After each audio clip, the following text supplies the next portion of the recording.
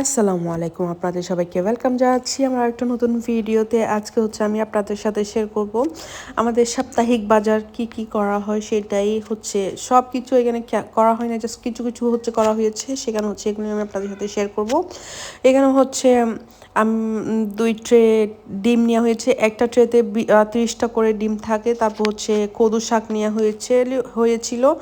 তারপর এখানে বেগুন দেখা যাচ্ছে, তারপর শিম দেখা যাচ্ছে, পেপসি পেপসি কিন্তু গতকালকে অনেকগুলো এনেছিল ক্যান, ছোট ছোট ক্যান, প্রায় 4-5টা থালি ক্যান নিয়ে এসেছিল, যেটাতে এক থালিতে 24টা করে ক্যান থাকে। তো এখানে অনেক ধরনের কাবাব আছে, যেমন শিক কাবাব আছে, তারপর এই তো চাপলি কাবাব, অনেক ধরনের 3-4 ধরনের কাবাব নিয়ে এসেছিলো। এটা আমার ছোটো ভাই খায়। তারপর এখানে ম্যাঙ্গো জুস নিয়ে এসেছে, ফান্তা নিয়ে এসেছে, মোলা নিয়ে এসেছে, তারপর কাঁচা আম নিয়ে এসেছে। তারপর কাঁচা আমের সিজন কিন্তু এখানে, তারপর কোথায় যেন কাঁচা আম এখানে পাওয়া গেছে, তাও নিয়ে এসেছে। বরবটি নিয়ে এসেছিল।